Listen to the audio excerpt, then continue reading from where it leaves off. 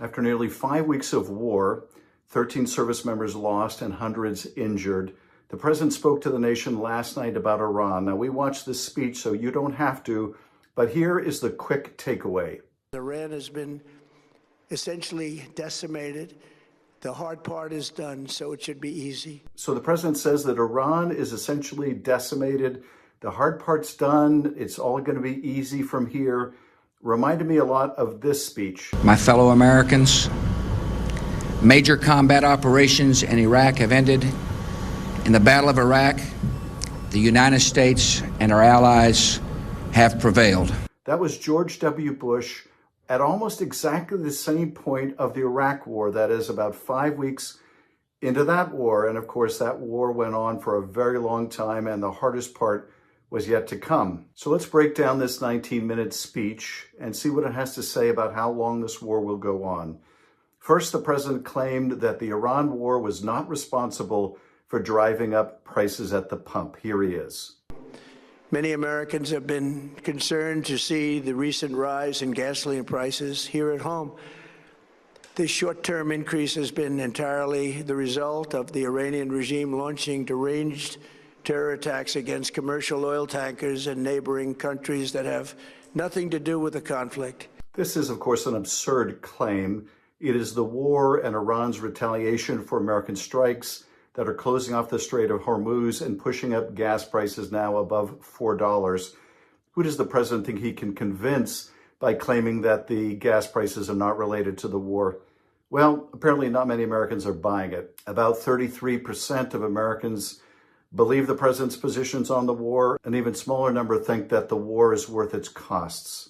In fact, only 29% of Americans think that the war is worth its cost in American lives and in the prices that Americans are paying at the pump. So what does the president have to say about how the straits can be opened or when they'll be opened? Well, he made this rather absurd claim. It should be easy. And in any event, when this conflict is over, the strait will open up naturally. It'll just open up naturally. They're going to want to be able to sell oil because that's all they have to try and rebuild. It will resume the flowing and the gas prices will rapidly come back down. That's right. The straits are going to somehow open themselves.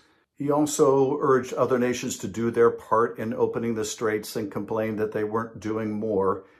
He at least didn't threaten NATO, which he has done for most of the week, threatened to pull the United States out of NATO. That would be a catastrophic result for the United States. It would be great news for other nations like Russia. But thankfully, at least that wasn't part of the speech. The president also claimed that Iran's capability to launch missiles and drones had been dramatically reduced. Tonight, Iran's Navy is gone. Their Air Force is in ruins.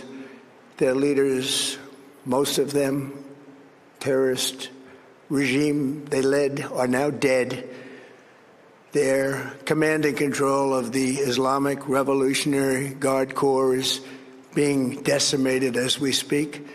Their ability to launch missiles and drones is dramatically curtailed, and their weapons factories and rocket launchers are being blown to pieces. Very few of them left.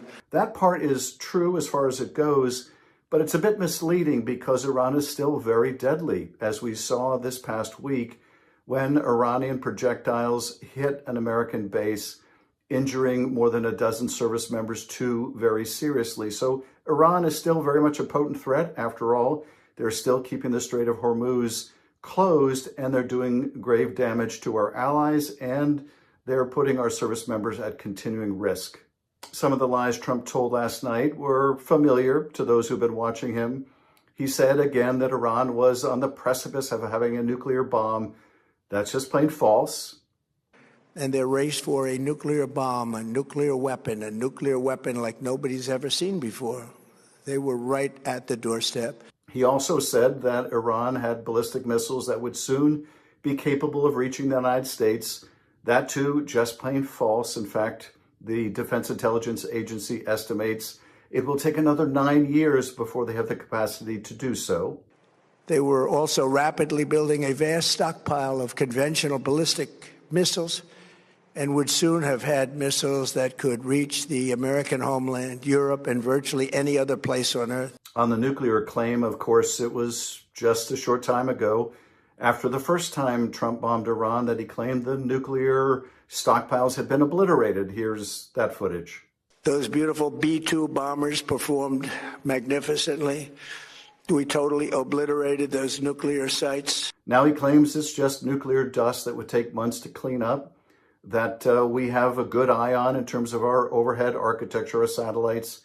If that's the case, then it certainly moots the original rationale that Trump gave for the war, which was that we had to do so to prevent Iran from getting the bomb. It has now apparently been obliterated, just dust. I suppose the good news, unless this is a feint, is that maybe it means he's not going to deploy ground troops with the idea of trying to grab that nuclear dust. But still very unclear what he means by any of this. He once again attacked the JCPOA, the agreement that the Obama administration had reached with Iran to dismantle their stockpiles, to put in safeguards in terms of inspectors on the ground.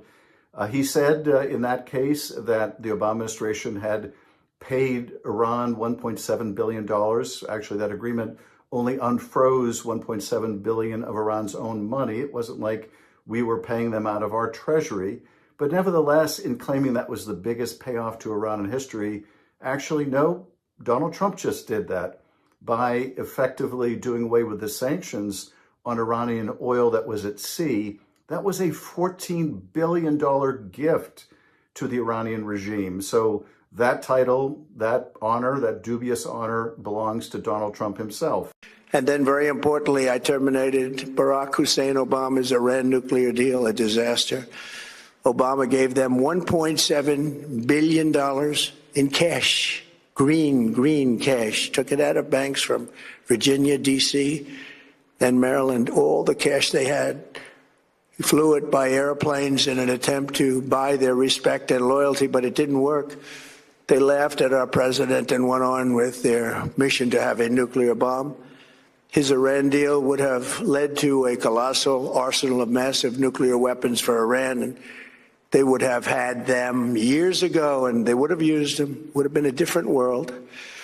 There would have been no Middle East and no Israel right now, in my opinion, the opinion of a lot of great experts, had I not terminated that terrible deal. And I was so honored to do it. I was so proud to do it. It was so bad right from the beginning.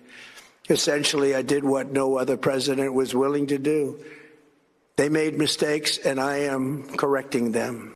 Donald Trump again made the ridiculous claim that inflation was a thing of the past, that he had essentially stopped inflation. In history, in 1 year, we've taken a dead and crippled country. I hate to say that, but we were a dead and crippled country after the last administration and made it the hottest country anywhere in the world by far with no inflation. That's not true, as all Americans can attest. Food prices, housing prices, lumber prices, you name it, across the board, prices continue to rise.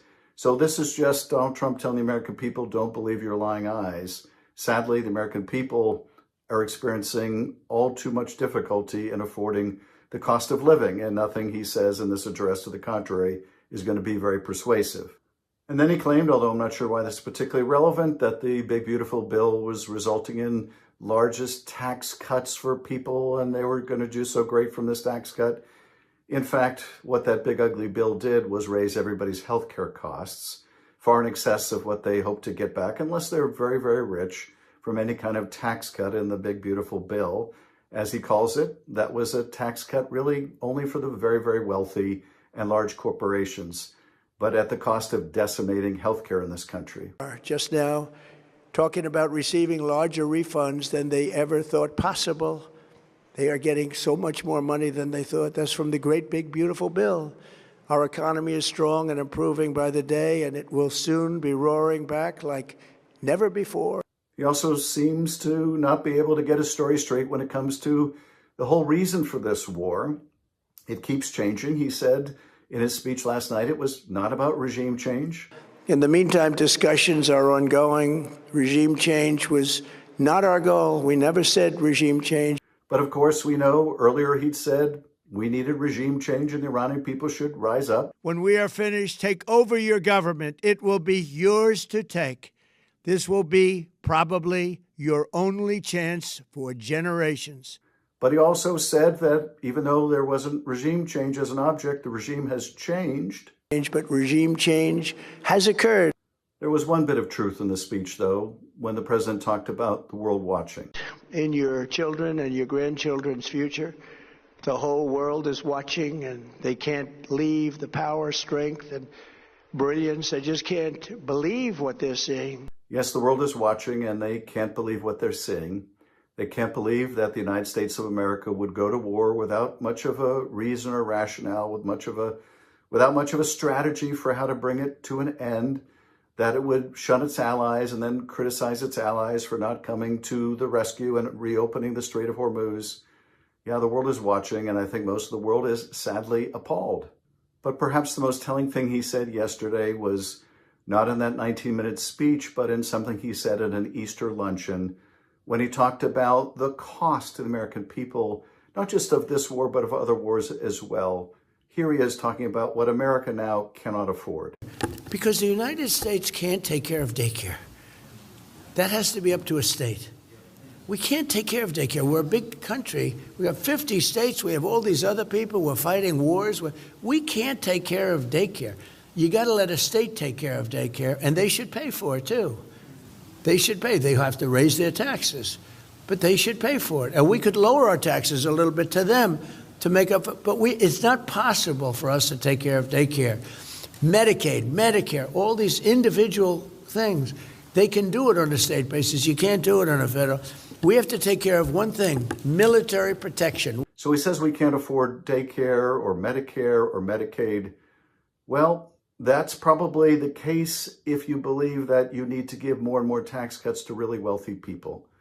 But if you think that everyone should pay their fair share, then this is a country more than wealthy enough to be able to afford Medicare and daycare and Medicaid and a college education for young people and universal health care. No, it's squandering hundreds of billions of dollars on wars like this that is costing our country so much.